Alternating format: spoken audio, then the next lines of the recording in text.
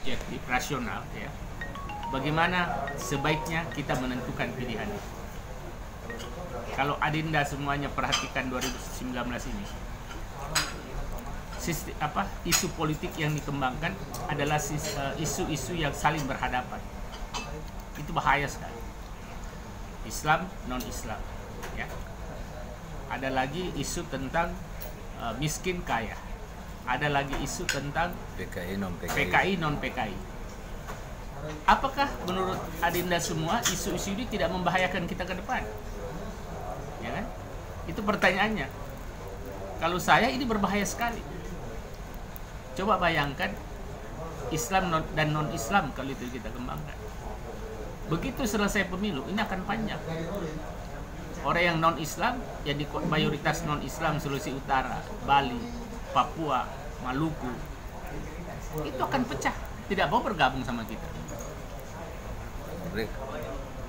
Apa mau kita seperti itu?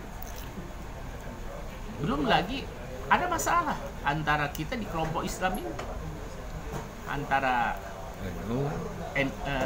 bukan antara NU tapi FPI, khilafah yang dikembangkan itu berbahaya.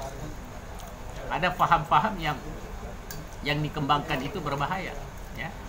Ambil contoh misalnya, kalau itu dikembangkan terlalu jauh, kita bisa seperti Afghanistan, kita bisa seperti Irak antara Syiah dan Sunni.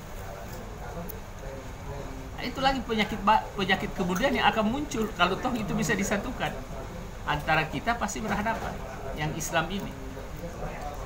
Dan menurut saya dalam perkembangan sosial media yang terjadi seperti sekarang dan juga perkembangan demokrasi yang terjadi sekarang, ini susah dibendung. Dia liar menyentuh masyarakat kita. Persoalan yang dihadapi, sejauh mana masyarakat ini bisa betul-betul menyaring mana yang benar dan mana yang tidak.